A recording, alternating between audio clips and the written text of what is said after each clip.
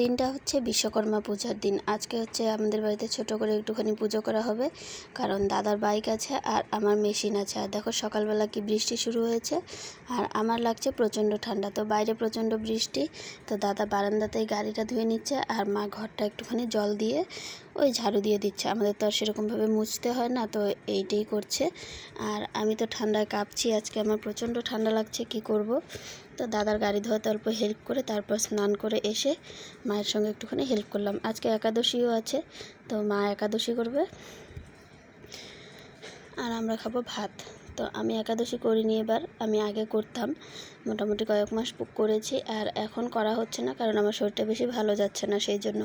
আর এই দেখো আমার দাদা মেশিনের জন্য মালা এনেছে আর ওর গাড়ির জন্য। তো আমার মেশিনের মালাটা এখানে আপাতত দিয়েছি, পরে নিচে কোনো জায়গায় লাগিয়ে দেবো আমি।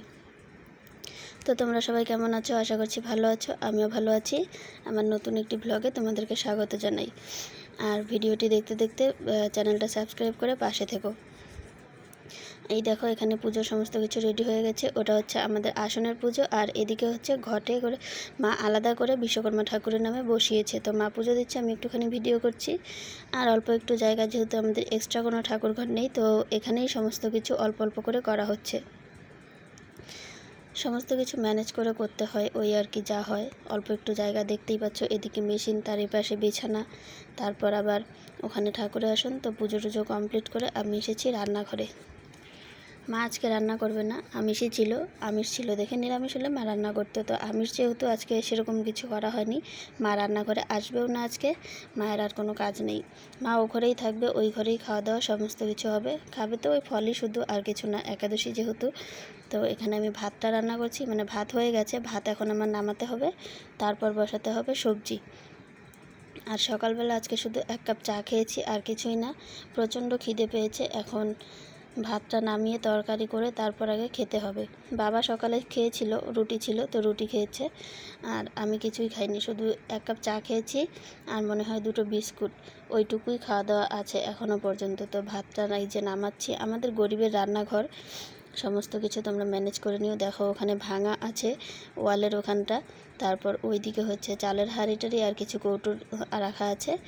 আর এটা হচ্ছে ভাতের মার ছাকার একটা জিনিস, যেটা বানিয়ে দিয়েছে একজন আমাদেরকে, আগে ছিল না, আগে ওই রকমভাবেই ধরে ধরে ইসে করতে হতো। তো কড়াইটা ধোয়াই আছে, শুধু উপর করা ছিল না দেখে কড়াইটা একটুখানি ধুয়ে নিচ্ছি।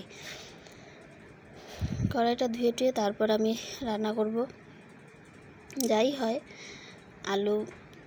আলু কোয়াশের তরকারি, আর হচ্ছে পটল ভাজি, ডিম ভাজি, এতটুকুই হচ্ছে আজকের রান্না।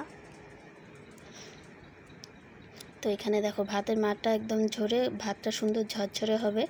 তো আমাদের তো কেনা চাল না, বাড়ির চাল, তো ঝরঝরে না হলে অতটা ভালো লাগে না, আর কেনা চালও ভাত ঝরঝরে না হলে ভালো লাগে না। তো এটাই হচ্ছে। আর ওইদিকে হচ্ছে, আর এই যে পাকা ওয়ালটা কালো হয়ে যায় দেখে আমার মা মাটি দিয়ে ওয়ালটা লেপে দিয়েছে, নাহলে একদম কালো কালো হয়ে যায়। তবুও দেখো অনেকটা কালো কালো হয়ে গেছে। তো মাকে আমি বলছিলাম, সেটাই, মা বারান্দায় বসেছিল, তো মাকে আমি বলছিলাম যে মা দেখো আরেকদিন ওয়ালটা লেপে দিও, তাহলে ভালো লাগবে। তো এখানে এই যে তেল দিয়ে এখন আমি বসাবো হচ্ছে পটল ভাজি করে নামাবো, তারপর বসাতে হবে তরকারি। এত খিদে পেয়েছে আর কি বলবো, মনে হচ্ছে তরকারি বাদ দিয়ে এমনিই খেয়ে ফেলি, শুধু ভাতই খেয়ে ফেলি, এতটা খিদে পেয়েছে আজকে। তো এই তো পটল ভাজি, আর পটলগুলো দিতেই পটল ফুটছে। এই যে পটলের বিচিগুলো ফাট করে ফোটে, গায়ে এসে পড়ে, তেল পড়লে তো মানে চামড়া পুড়ে যায়, সেটাই। আর আমি রান্না করলে আমার তেল ছিটবে না, সেটা হতেই পারে না। তো আমি রান্না যখনই করব, যে কোনো জিনিসই হোক, তেল ছিটবেই, হাতে হোক, গালে হোক, কপালে হোক, তো তেল ছিটবে আর কালো কালো দাগ হবে, এটাই হচ্ছে ব্যাপার। মা রান্না করলে এতটা ছিটে না, আমি বুঝি না আমি কেন রান্না করতে গেলে এই তেল ছেটার ব্যাপারটা হয়, সেরকম আমি বুঝতেই পারি না। তো ওই যে উনুনটা ঝাড় দিয়ে, মানে উনুনের চারপাশটা ঝাড় দিয়ে ও পাশেই ঝাড়ুটা আমি রেখেছি, সরাইনি আর। তো একদম রান্না টান্না করে তারপর ঝাড়ু দিয়ে তারপর এখান থেকে একদম ঝাড়ুটা সরাবো। আর ঝাড়ুর আগাটা ভেঙে গেছে, ঝাড়ুটা একটু ভোঁতা ভাব হয়ে গেছে। এই ঝাড়ুটা দিয়ে, এতটা ঝাড়ু দিয়ে এখন মজা পাওয়া যায় না। তো এই দেখো আমার পটল ভাজি তো হয়ে গেছে, এখন পটল ভাজিটা নামিয়ে তারপর আমি বসাবো তরকারি। আর লাস্টে ভাজবো ডিম ভাজি। আর এই পটল ভাজি আর তরকারি হতে হতেই আমার বাবা খেয়ে ফেলেছে, কারণ বাবার প্রচণ্ড খিদে পেয়েছে। বাবা খিদে সহ্য করতে পারে না। তারপর লাস্টে আমি একাই বসে বসে খেয়েছি। আর কি করব, মা তো আজকে খাবে না, আর একা একা ভাত খেতে অতটা ভালোও লাগে না। আমি একা একা ভাত খাইও না খুব একটা। তো যাই হোক, আজকে যেহেতু উপায় নেই, একা একাই খেতে হবে। মা ছিল ও ঘরে, একজন এসেছে, মা গল্প করছে আর আমি এদিকে রান্নাটা করছি। তো এই তো পেঁয়াজ দিয়েছি আজকে। অন্য কিছু হলে অন্য কিছু দিতাম, তো পেঁয়াজ দিয়ে হালকা মানে নাড়াচাড়া করে মাখা মাখা করে তরকারিটা বানাবো। আর দাদার জন্য অল্প একটুখানি আলু আর কোয়াশ ভাজবো। দাদা ডিম খাবে না, ডিমে দাদার অ্যালার্জি আছে, তো দাদার জন্য কোয়াশ আর আলু ভেজে রাখবো।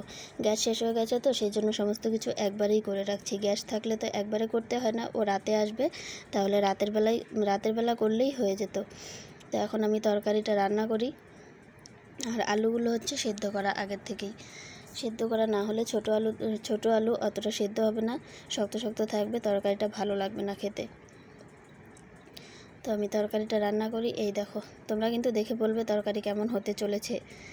কোয়াশ আর আলুর তরকারি আজকে, মাছও নেই, কোনো কিছু নেই, শুধু এইটুকুই যা।